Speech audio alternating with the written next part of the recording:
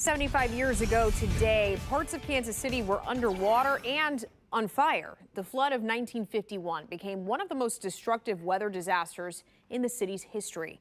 And many remember July 13th as Black Friday. But as KCTV5's Sharon Chen explains, the disaster had been building for months after rainfall across parts of Kansas and Missouri ran 3 to 4 times higher than normal.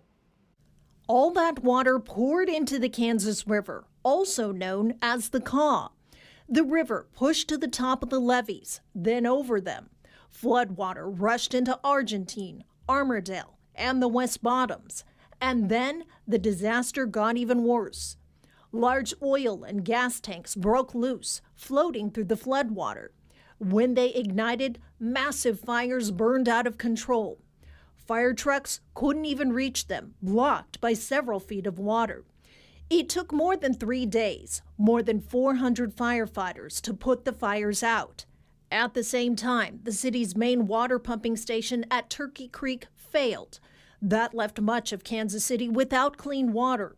By July 14th, the Kaw crested around 50 feet. The Missouri River crested around 36 feet. The damage, staggering. Across the region, more than 500,000 people were displaced. The Kansas City Public Library reports 5 people died in the flooding.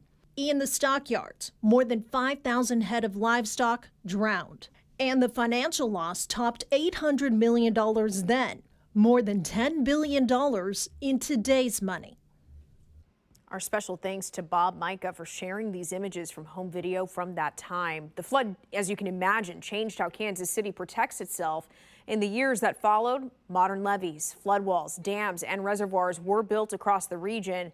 And more than 40 years later, during the flood of 1993, many of those systems were credited with helping protect the metro.